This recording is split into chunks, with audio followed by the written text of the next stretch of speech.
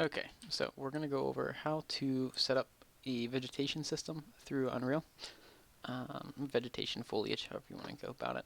But just up here in the corner, just click foliage, and you put any type of foliage that you want to use right in here. So you just drag and drop it from your content browser. Get a little bit of grass, drag it in there, and we'll do some of these flowers, along with some trees. And then once you have it in here, you can edit the foliage settings themselves on individual pieces, or if you shift select or control select, you can modify more than one at a time. So you have all three of these pieces of grass selected, and it brings up these settings down below. There's a density setting and radius. This is just for painting these instances. But the big thing is going to be your scaling settings. This just changes the size of the mesh as it is painted. Adds a little bit of variety to your meshes. Usually I do like for small things you can do 0.8 to like 1.2. That'll help vary it a little bit. You can do bigger or smaller as you see fit. As you can see, this is selecting all of them. Go back. Sorry about that. So to start painting, my bad, you only want the ones checked that you want to currently paint, and when you uncheck them, they unhighlight. I forgot it. Default checks all of them. So, now that I have those away, if I click, it just paints the grass down. And it's just these three here. And if you hold shift and click, it erases. You can change your brush size up here, paint density, all that stuff. That's a very quick way to do foliage. And you can mix stuff together. So say if I want trees in, but want them to be scattered a bit, get a tree. Let's click all these. Density, we'll set it to like 2, just for example's sake. Trees, you generally want to scale a bit higher. We'll do 5 to 15. We'll just see what that's like. Looks like, oh, again, checking them, my bad.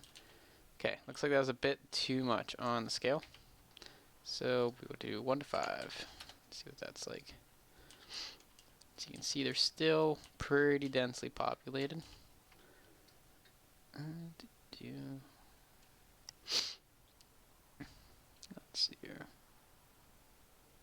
Yes, radius, my bad. It's a minimum radius between instances, so you just increase this to separate things. Let's try 100, see what it's like. Still not too much of a difference. It's probably because the scale is increased. Let's do 1 to 1 for now. As you can see, they're still separated a decent bit. It's just because the scale was increased. So, if we get rid of those and set the radius to like 1,000.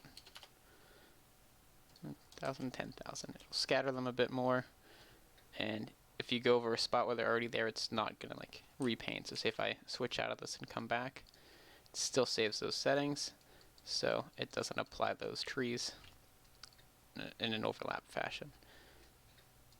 So you can paint all of these at once, and you can always go back through, select all of these, change the radius at 10,000, so like 1,000, and then it'll change that actively. And if you change the properties down below here at all, you can repaint over things. Believe reapply settings to instance right there. So this, you select what you want to reapply settings to, and then you can reapply new settings to things you've already painted if you have it a specific way that you don't want to change. But this is a really good way to set up a very large area with foliage quickly. So you can see you can increase your brush size and just paint over all of it.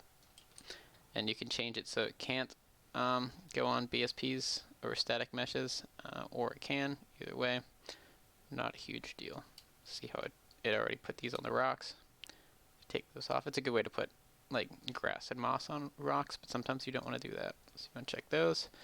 As you can see, some of them will go inside, so you'll have to kind of get a little nitty gritty in these areas and delete some of the ones that are popping inside of rocks and stuff, but it won't paint directly on the rocks. So hope that helps. If you have any questions, let me know.